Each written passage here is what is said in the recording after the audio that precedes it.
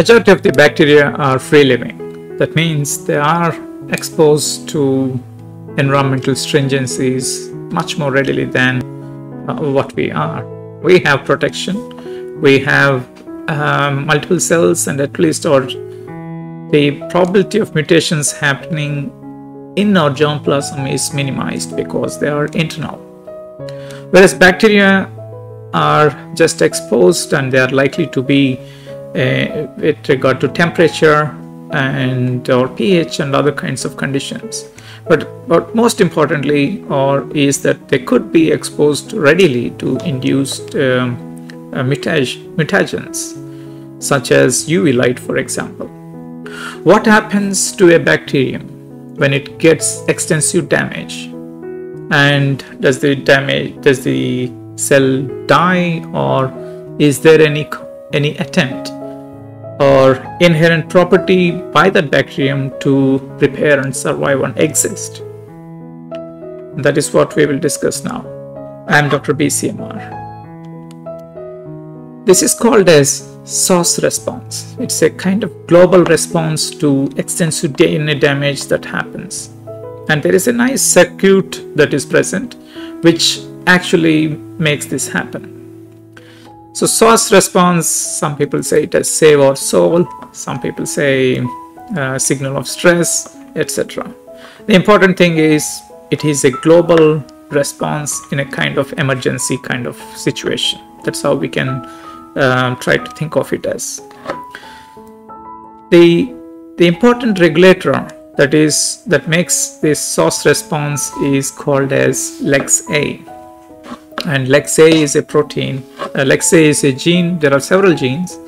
Two of them or three of them that are important are LEX-A, which is a regulator, and there is a REC-A protein which is involved in homologous recombination, and as we discussed, UVR-A, UVR-B, and these are proteins involved in DNA repair, and there are several other proteins as well.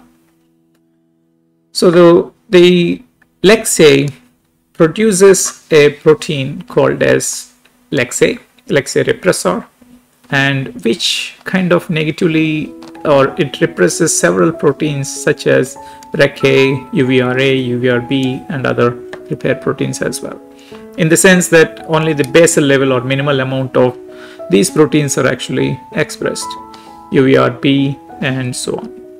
I hope, just to make an introduction, when we write the genes of E. coli or bacteria, we write it as, if it is genes, we put all of them small letters and this one as capital, if you're talking about a genetic element or a gene. If I want to say about a protein, then L becomes capital, and then this is how the convention goes. LEX-A, if it is capital L, then it implies it's a protein. If it is small l and italics, it implies we are referring to a gene, and this is specific for bacteria. In humans and other eukaryotes, there are other conventions. Let's stick to these. So that's how we have REC-A, UVR-A, and UVR-B proteins as well. So LEX-A is a repressor, and it represses several proteins involved in DNA repair and recombination. That is more specifically about REC-A. That is the function of LEX-A. So if we had, if there is DNA damage, something like extensive DNA damage where there are a lot of single strands exposed, especially that is possible because during replication, if replication is happening and because replication is halted because of DNA damages, then there is a probability that there is long stretches of single-stranded DNA. Then single-strand DNA is REC-A binds to the single-strand DNA, and REC-A is a single-strand binding protein, and also it is a protein which can act as a co-repressor, meaning that when it binds to DNA, it can trigger the autoproteolysis of LEX-A. So majority of the LEX-A or many of the LEX-A proteins are degraded, because of which there is going to be an effect, and that is that sorry, that is it's going to de-repress all the proteins, because of which we'll have, excuse me, yes, because of this autoproteolysis of LEX-A, because of the binding of REC-A to the single-stranded DNA, we have the intracellular concentration of LEX-A is going to go down, because of which the repression of REC-A, UVR-A and UVR-B is released. That means they are no longer repressed. Therefore, there is a large amount of expression of these proteins like REC-A, UVR-A, B, UMUD, and etc. Other polymerases involved in repair. So, what in essence is it is going to excuse me.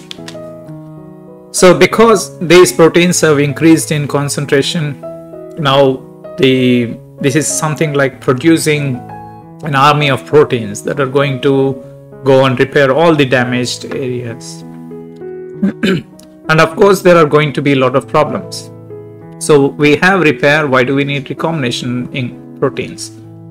The DNA, when bacteria are living together in a tube, for example, they grow and then their death rate also starts happening.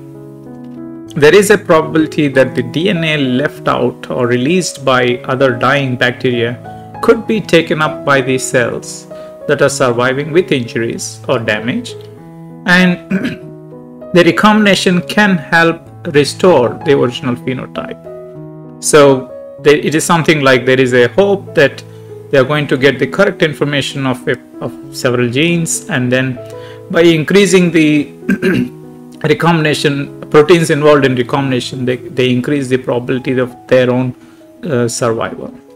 And that is how SOS response actually works. So what we can take away from here is bacteria have several systems in which they try to survive until the end. These systems try to keep their existence as long as possible, as an individual and also as a species or a population at that location. I hope you enjoyed or appreciated the importance of the SOS response. Thank you very much. We'll see you later. Bye-bye.